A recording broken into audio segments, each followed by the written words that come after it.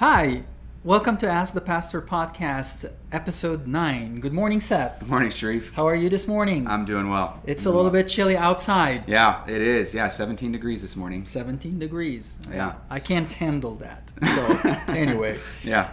Yeah, it's, I don't know if you have to be born here or it takes years to get used to it, I think. That's true. Yeah. We human adapt. We do. Mm-hmm. Yeah. So you don't have to be born here. I do not have, but it will take longer time. Just takes time. Mm-hmm. Yeah, that's right. Good. Well, we've got 2 questions to cover this morning, and we'll give them all the time they need, so let's jump right in. Let's do it. Okay.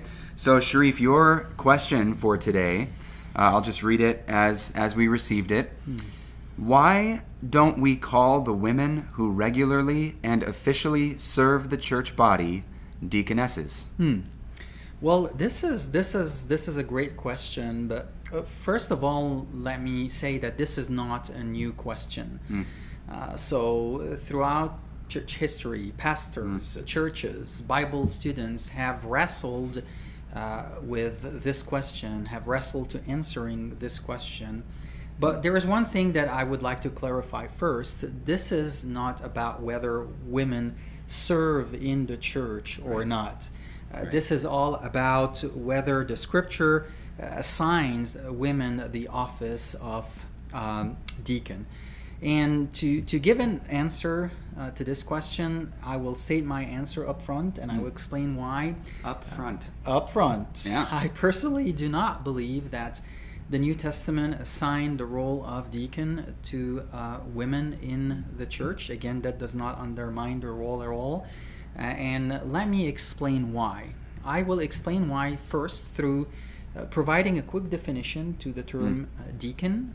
Secondly, how is that term employed in the New Testament? Third, where is the seed of the office of deacon in the New Testament? And fourth, where is that office structured in the New Testament? And finally, I'm going to address Romans chapter 16, verse 1, speaking about Phoebe, that the term deacon applies to Phoebe, and the question is that an office or the word translated servant? So first, let's begin with a quick definition of the word deacon. The word deacon comes from the Greek word diakonos, and the meaning of that word is simple. It's servant. So deacon means servant.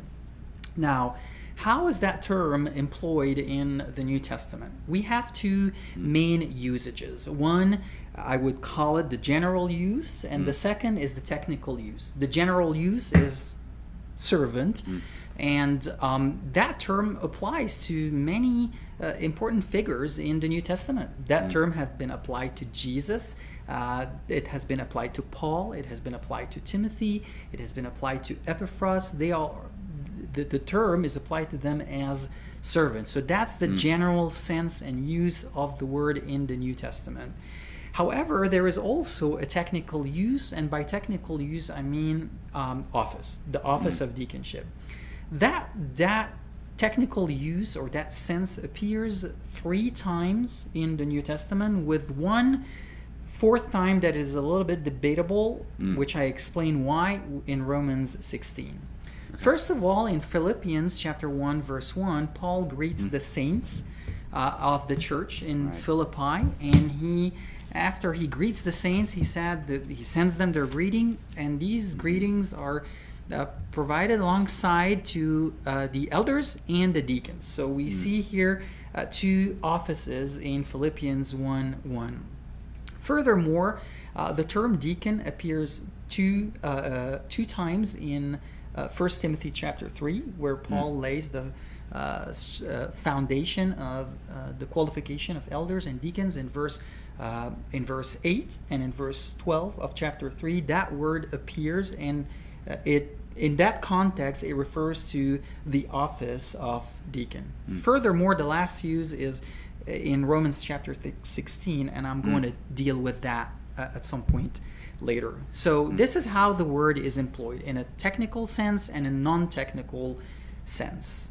Now, and you'd maybe just distinguish between those two, because if the word was just being used to describe servants, it'd be just like you said, it refers to Jesus, but it'd be used to describe every believer. This is very right? true. Every Christian. This is very true. So when you see it talked about a certain group within the church with certain qualifications, there you're seeing that more specialized, specific technical usage. Definitely, and even when that term is applied to specific people who are mentioned by name, it points a little bit to some prominence that they have within the local body.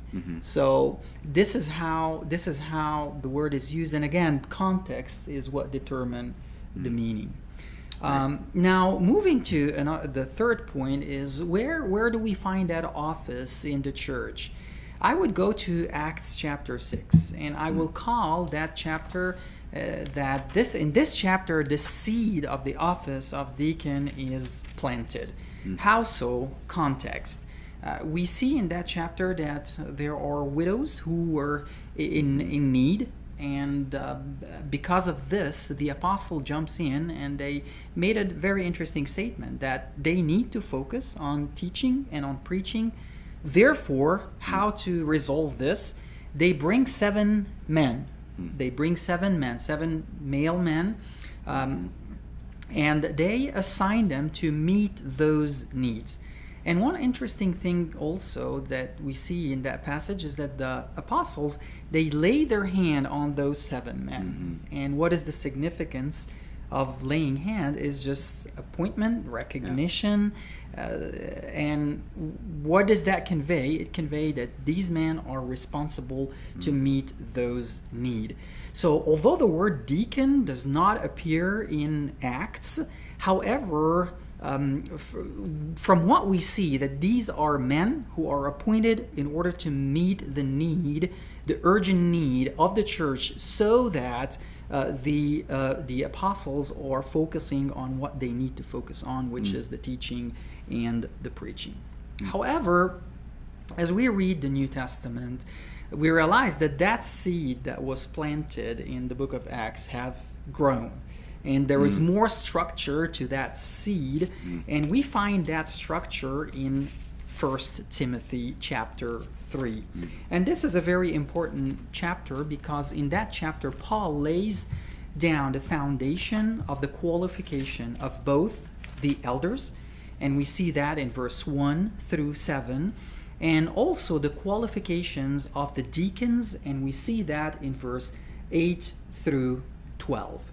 Now, there is one controversial verse that is sandwiched between verse 8 and 12, which is verse 11. And in that verse, some translations use the word, so let me back up. Let me read first verse 11. According to the ESV, verse 11 says, "Their wife likewise must be dignified." So this verse is sandwiched between verse 8 and verse 12, which refers to the qualification of the deacons. So some translate the word gunei, wives, as the ESV, referring to wives of deacons. So this implies that the interpreter here, or the translator, assumes that this is not a deacon office, but this is a reference to the wives of the deacons. Other translations, just like the NASB, translate the word gunei as women. And most likely this is to leave it out there with the possibility that term, women, in the context of the qualification of the deacon, refer to women as deacon. Now, the question is, what translation is best? Should we translate it wife to refer the wife of the deacons, or it should be a reference to women as deaconesses? I personally believe that a better translation is the word wives, and I am going to provide 5 reasons for this. First of all is consistency. So we see in chapter 3 here in 1 Timothy that one of the qualification of the overseer in verse 2 is that he is to be a husband of one wife. So here we have the word gunei, and the translation of the word gunei appropriately here is wife. Furthermore, in verse 12, let the deacon each be the husband of one gunei, which again appropriately here is the word wife. So the question is, why would we translate the word gunei in verse 11 otherwise? So from a contextual, for the sake of consistency, it seems that the best way to translate that word as the word wife. Secondly, the flow of the passage. I think it would be very awkward for Paul to identify the qualifications of a deacon and then interrupt that with one verse to speak about qualification of women deacon, and then go back again to verse 12 to provide more qualification of male deacons. So the best translation here is wives, and that actually puts that verse in the context of the household of the deacon, similarly to the household of the elder as well. Furthermore, let me be clear here, is that there is a lack of explicit statement of that women are to be deacon in that verse. I don't, if this is a church office, so if this is a church office and Paul wants to speak about it, he has to make it clear that this is an office. But this is a verse that is sandwiched in between verse 8 and 12.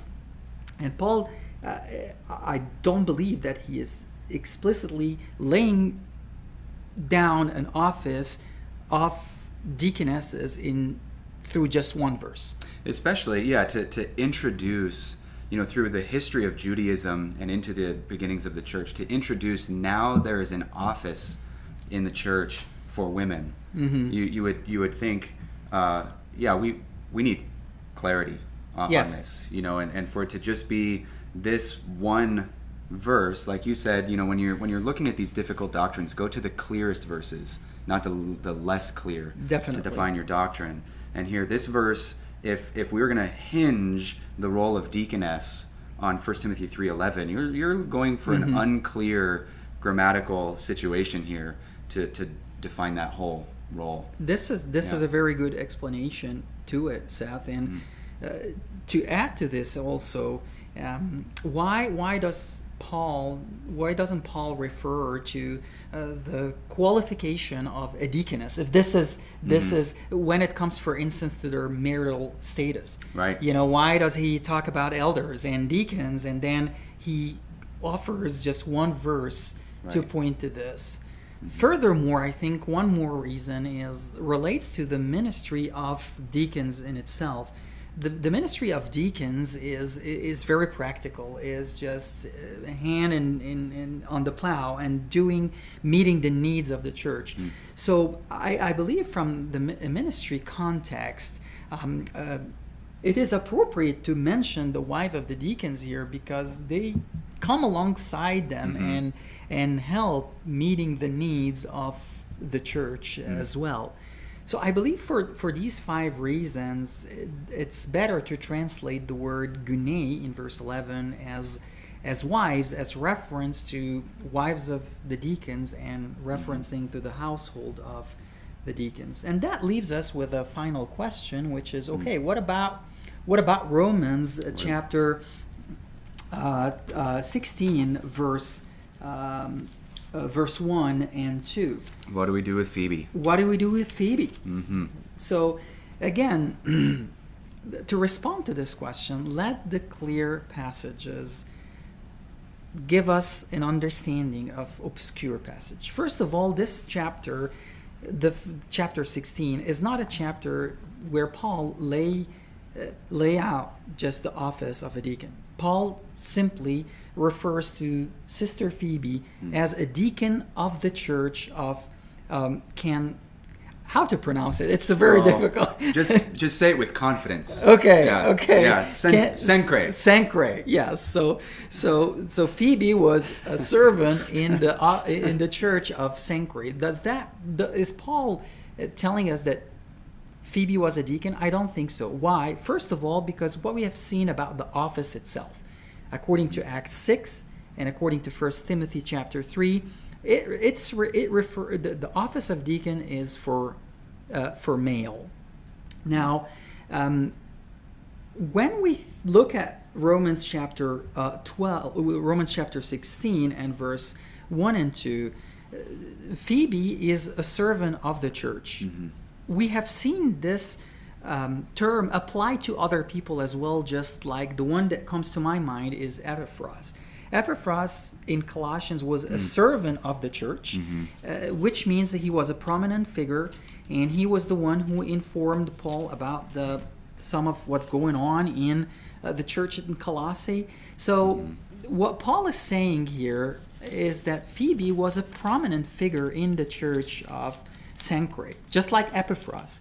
And that points to the importance of her role. She is a servant heart. She has a servant heart. She is very engaged. She is very involved in her local church. But I do not believe, based on what we have just said, that Paul was talking about the office of deacon here. But he's pointing to a woman of God who is very influential in her local church. And let me say this also, that we here at Hayden Bible Fellowship, we have great and wonderful women who are pouring their heart for the work of the ministry. And we do acknowledge that, and we do see that. However, to assign the role of deacon, it would be a little bit strange to the flow of the teaching of the New Testament about the role. So again, with all of that said, Seth, I do also respect those who would disagree with that view, but I'm personally compelled from those reasons that the office of a deacon applies only to male deacons and not to female deacons, and for this reason we do not do the same here at our church.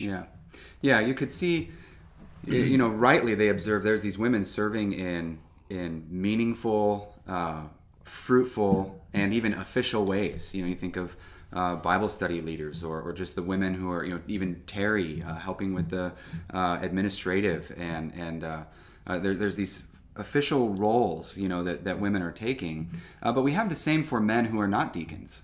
So you can serve in formal, recognized, official ways. And yet we distinguish that from those who we've identified as deacons, very much like we see in Acts 6. Yes.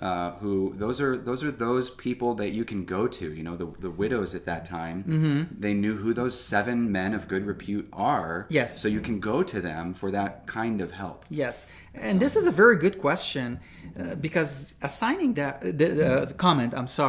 because assigning that role to someone helps the people know where to go, the go-to. Yeah. It's not just left just like that. So these are the go-to people. So that's a good observation too. It's like the lanyards that we ask the greeters to wear on Sunday morning.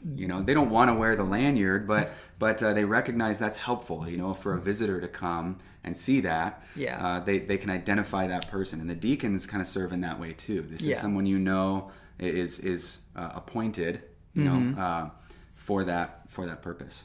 Great. Good. Well, moving on. Okay. So next question is to you, Seth, and again, I'm reading the question as it was submitted. The question is, what is the state of somebody's soul before they are conceived? What is the state of somebody's soul before they are conceived? Thank you. Yeah. Yeah, we're shifting gears here. So one about roles in the church, and now theological... Anthropology. This is an anthropology question. An anthropology question. Yeah, where were our souls before we were conceived is one of the ways you could think about that question. What is the state of the soul? So I appreciate you appealed to church history a little bit in the beginning of your question, your answer. And I'll talk a little bit about church history as well with this question, because there's been some different views throughout church history. So I'm going to give basically three main responses, three main views of this question, and I'll give them in order of least likely to most likely. So the first is a wrong view. I think I can confidently say the first is a wrong view. Yeah. The second, Everybody make sure that we start with the wrong view. That's it. Yeah. Yeah. The second is I would say a possible view. Okay. But the third is the most likely view. And so the reason I say possible and most likely is because I think we're treading on ground here where we need to have an exegetical humility. Yeah. To not speak with more clarity than the Scripture does. And we're looking at a question here. It's a good question, but we don't want to go out in front of Scripture trying to clarify things that God has chosen not to fully reveal to us. So we have some verses that we can look at, and we'll do that. But I'll start with the wrong view. So one that has no biblical background, but for some reason has picked up traction even outside of some of the heretical groups that it starts with. So the first is the idea of the warehouse of souls. So one is the idea that God has created all of the souls that He'll ever create. He created them in the first chapters of Genesis. Okay. And they are waiting to be united with their bodies. So that view, I had the term in my head. They don't use the warehouse of souls term, but that's essentially the idea. And what it does, so there's no biblical basis for that view. Okay. There's no verses that suggest that. They do go back to Genesis to say, well, God finished creating in Genesis, so He's not creating anymore. Yeah. But even that falls apart as we see that God sustains His creation. He continues to create in that sense. Okay. Does that mean that, according to that view, that souls were already created? They were not. According to this question, they were created before conception. So they already exist before conception in that warehouse. Right. Okay. But in a kind of spiritual stupor. They're just waiting, kind of in the presence of God, but not activated. Okay. It's a strange kind of spiritual sleep. On hold. Right. Until they become something. Right. Until conception, when God picks one out of the warehouse and puts it there. So part of what that feeds is, for example, in Mormonism, where their theology needs to fit that they themselves can become gods. And so how does that work if we're created? Well, you can become a god, but also there's this aspect of their theology that they were co-eternal with God. I see. Right, as sons of God. So we don't see that in Scripture anywhere. Jesus is co-eternal with God. We're not the Son. We're created beings and made in the image of God, but not ourselves God. So part of that is a theological structure outside of Scripture that's kind of been built to suit other theological needs within that system. So no basis in Scripture. We can kind of move on from that one. The second view is I'd put in the category of that's possible with the way that we read Scripture. This one, if you like your big theological terms, this view is called traducianism. Traducianism, and it argues that the soul is created at the moment of conception with the body, and that's distinct from the third view that I'll bring up in a minute. So it's not that when a man and a woman procreate and the woman conceives, God unites that body with a soul. No, they're arguing that in the act of procreation, the soul is also made alongside the body at conception. For that view, they go off. It's kind of an argument from silence based on Genesis 2:7. So they see that when God made Adam, he formed his body out of the dust, and then he breathed life into him, and it says he became a living soul. And so they look at that act described that way in Genesis, and they say, from then on in Scripture, we don't see that description, of God breathing the life, giving the soul. And so they're arguing that Genesis 2:7 was a unique moment, a unique act, and then after that, now when man and woman procreate, the soul is created there. A weakness, I think, of that view is that it is assigning basically a physical act is generating a spiritual soul. Okay. So they're suggesting that something that we can physically do can produce a spirit, produce something spiritual, which we would say we don't see elsewhere in Scripture, right? We don't see us doing that. We don't see instructions for those kinds of things. So again, this is somewhat outside of what we see in Scripture. To see us knitting together the soul.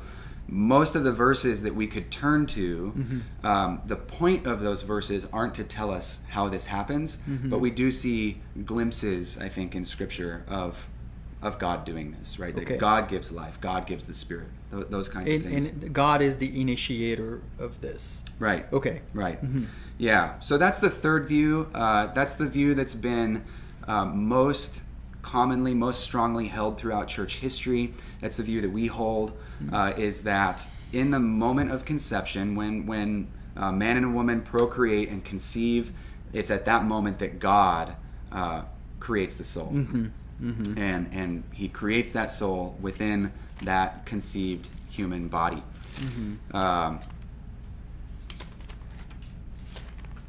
So we would see that as a key distinction between God and man. So unlike the first view, the warehouse of souls view of Mormonism and some other groups, yes, our souls are eternal, but that's in the sense that our souls will live forever. We'll either enjoy the presence of God forever, or we'll be tormented in the lake of fire forever. Our souls won't die, but we're unlike God in that we have a definitive beginning. Yes. God is without beginning. He's without end. Eternal. He's eternal in that larger sense, that sense that's harder for us to wrap our minds around. I think we can think about living forever, but it's hard for us to think about existing forever. Yes. And maybe that's because it's mind blowing to me. Every time I think about it, I just worship. Yeah. So that's the right response. To worship in light of His eternality. Absolutely. So our souls don't end, but they have a definitive beginning. That's a distinction. Made in the likeness, in the image of God, but we share that difference, or I suppose we don't share it, right? That is a key difference, that God is eternal in both directions. We were created. Our soul has a beginning and no end. We could turn to a couple of verses. I see you've got one. Sure. There. Why don't you read that one for us? Okay. Yeah.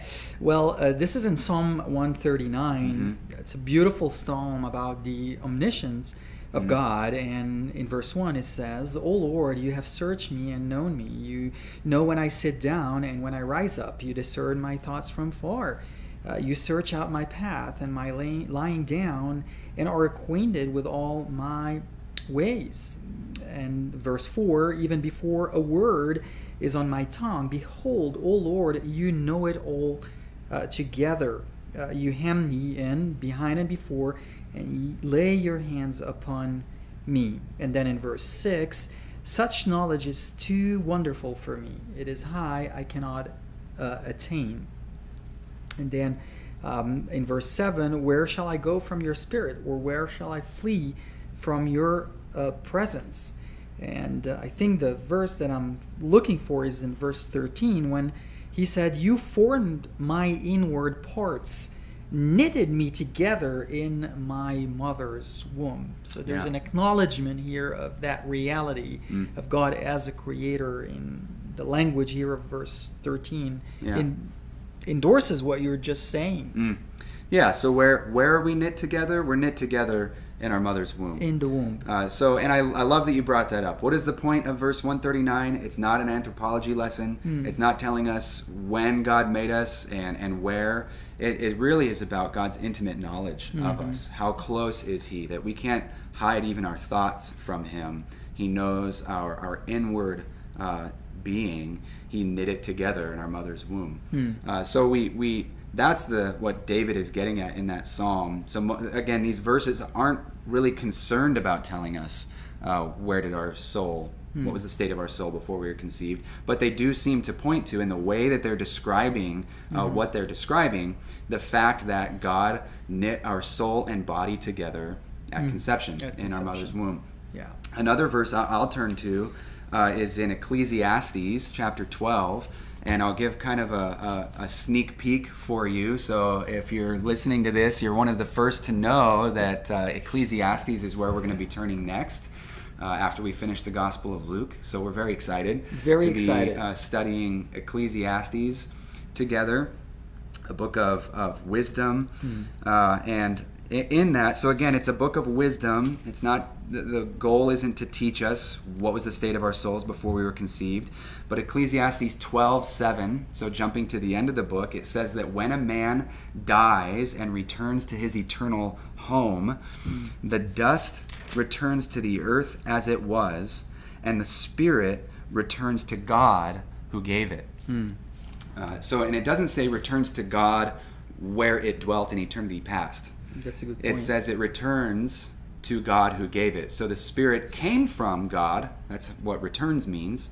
It came from God already, but God gave it. So we'd see that as evidence, again, for this view that God gives the Spirit. It's not made by the parents. It's given by God when the parents conceive. God gives life. God gives the soul. When we die, the soul returns for those who trust in the Lord. So we hold that third view. There's more verses we could go to. Isaiah says that God gives spirit to those who walk on the earth. So God is the one who gives the spirit. God gives life, would be a way to put that. And Zechariah says that God formed the spirit of man within him. So I think that one would refute clearly the first view. Yes. That he made them and they're just kind of waiting to be inserted. Yes. No, he formed the spirit. There's a starting point for it at a point of history. Yes. And it's within the man. Yes. He formed the spirit within the man. So that would, I think, lend to that third view, the view that's held most by the church throughout history, that God creates the soul, puts the soul in the man at the moment of conception. Great. Yeah. Great. So two very different questions. Yeah, ecclesiology and anthropology. Yeah, it's great. It keeps us on our toes. That's true, and we love that. Yeah, we do. Yeah, this is a joy. Yeah. So we hope that you have a wonderful day, a great week, and we'll see you next time.